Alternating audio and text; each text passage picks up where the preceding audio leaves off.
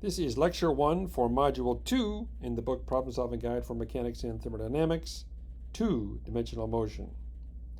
In the first module, the problems were pure horizontal or pure vertical motion, motion in only one dimension. This module covers two-dimensional motion. So for example, the flight of an arrow that is shot at some speed at some angle above the horizontal. Two-dimensional motion is a combination of vertical and horizontal motion. So a two-dimensional problem is simply two one-dimensional problems. We already know how to do one-dimensional problems, hopefully. All the physics equations needed to solve two-dimensional motion problems are the same that we use for one-dimensional motion. And here they are. In the x direction, we have these four equations. In the y direction, we have the same equations, but we use a y subscript on everything but the time. Same equations. There's nothing new in the physics. However, we have to make sure that we're doing pure x or pure y. Consider the problem mentioned previously with the arrow. It's shot at 25 meters per second at an angle of 36.9 degrees above the horizontal. The initial speed of 25 meters per second does not belong in the x equation. It does not belong in the y equation. We have to get the components of that. That 25 meters per second doesn't belong anywhere. We have to use trigonometry to get the horizontal and vertical components. Then we can use the equations. The initial speed in the vertical direction, v initial y, goes in the y equation. Initial speed in the x direction, vix, goes in the x equations. The reason why we do this, there's a good reason, is the acceleration is only in the y direction. So with this choice of coordinate system, x horizontal, y vertical, a sub x is 0, and a sub y is 10 meters per second downward. If any other coordinate system, you would have two components of the acceleration. Here we put all of the acceleration in the y direction. Because of this, we know how the horizontal component of the velocity changes with time. It doesn't. A sub x is 0. The speed in the horizontal direction doesn't change. Gravity does not act in the horizontal direction. And we know how the vertical component changes with time, changes by 10 meters per second each second in the downward direction. Let's see how this works by calculating the maximum height of the arrow, the distance it lands from the shooter, assuming it was shot at ground level, and we're going to ignore air drag. So here's a good diagram for the initial speed. It's 25 meters per second at 36.9 degrees. If you're a rookie and you don't think about the physics, you might say that after 1 second, it's going 15 meters per second because we shot it at 25 meters per second. But that's wrong. If it was shot at 25 meters per second straight up, it would be going 15 meters per second after 1 second. We have to get the components. So the initial speed in the x direction is that. Initial speed in the y direction is this. And we can use trig to get the adjacent side and the opposite side with sines and cosines.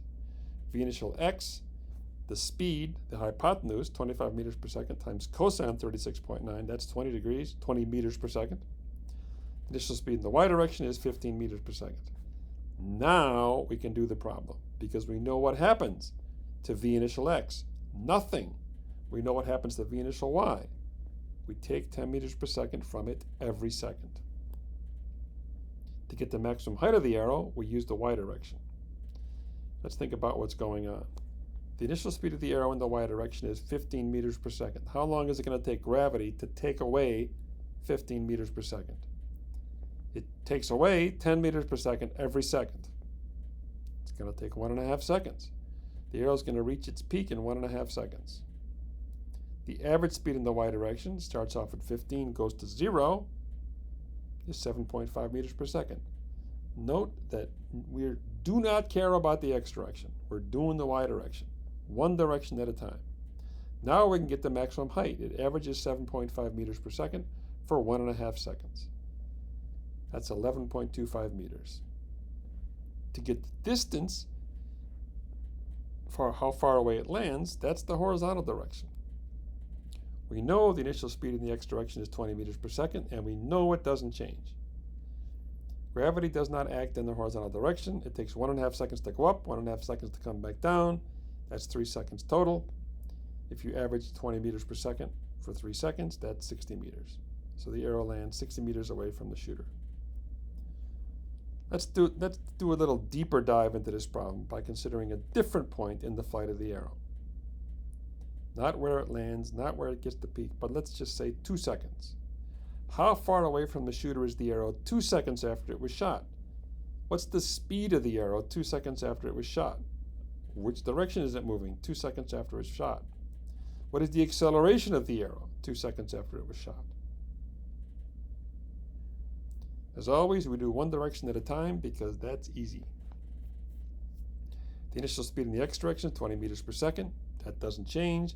Initial speed in the y direction is 15 meters per second. That changes by 10 meters per second each second. To get the distance between the arrow and the shooter, we're going to get the x direction and the y direction separately. We have to.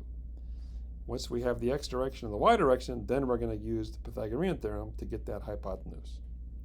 The horizontal direction is straightforward. It goes 20 meters per second for 2 seconds. It's a horizontal distance of 40 meters from the shooter at 2 seconds. There are a number of ways to get the height of the arrow at 2 seconds. My favorite is the average speed. So it's shot up at 15, upward, that's plus 15. After 2 seconds, we have to subtract 20. It's going down at 5, so that's minus 5. The average of plus 15 and minus 5, you add them up. That's 10 divided by 2, that's 5. So the average speed is 5 meters per second. If it averages 5 meters per second up for 2 seconds, it's going to be 10 meters off the ground. So now we have the distances. You should do it a different way to make sure you get 10 meters. Here's the situation. 10 meters off the ground, 40 meters from the shooter. Let's put the path of the arrow in. It's heading downward. It's over the peak. The peak was at 1.5 seconds. We need the distance. There it is, that dashed line, the hypotenuse. 10 squared plus 40 squared, square root. And the answer is 41.2 meters. And this is something you're going to be doing a lot. Taking a vector, getting the components, taking the components, getting a vector. Now let's get the speed and direction of the arrow 2 seconds after it was shot.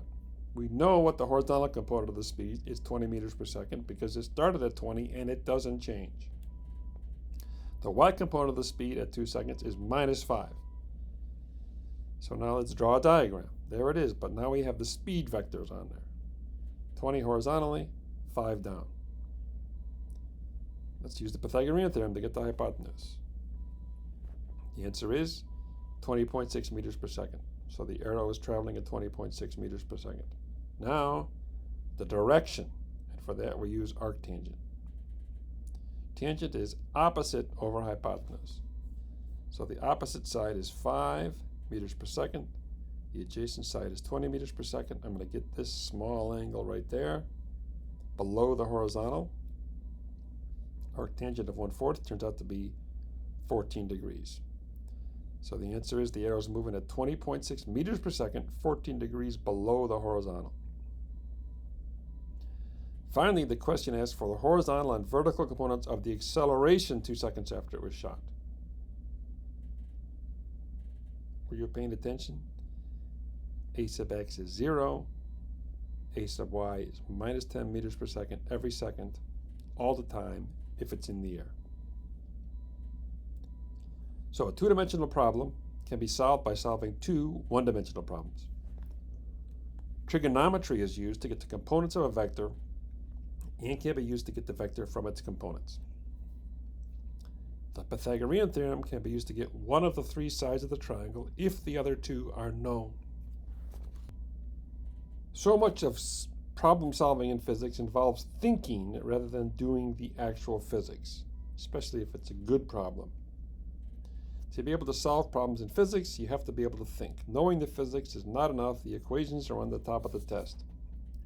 The only way to develop the ability to think is to practice thinking. Let's practice some more. Johannes Vetter of Germany recently threw a javelin 94 meters with a time of flight of 4.4 seconds. Ignore air drag, ignore the fact that the javelin was released a couple meters above the ground. What was the maximum height released by the javelin? What was the initial speed of the javelin? What was the speed of the javelin at its peak? To get the maximum height, we use the vertical direction. It landed in 4.4 seconds. It reached the peak in 2.2 seconds. If it reached the peak in 2.2 seconds, the initial vertical speed must have been 22 meters per second. If the initial vertical speed was 22 meters per second, the average speed over the upward flight is 11 meters per second. If it averages 11 meters per second for 2.2 seconds, the maximum height is 24.2 meters. That's part A. Part B, we calculated the initial vertical speed was 22 meters per second. Now we get the initial horizontal speed. The javelin went 94 meters in a time of 4.4 seconds. We can calculate the average speed is 21.4 meters per second, but the speed doesn't change in the x direction, so this is the initial speed, the final speed, the speed all the time. So now we have the x and the y components. We can get the initial speed, 21.4 in the x, 22 in the y. It's about 30.7 meters per second, which is about 69 miles an hour. Finally, we're asked to determine the speed of the javelin at its peak, and we just have to think here. At the peak, there is no vertical speed. It's traveling horizontally at the peak, and we know what the horizontal component of the speed is. It's 21.4 meters per second.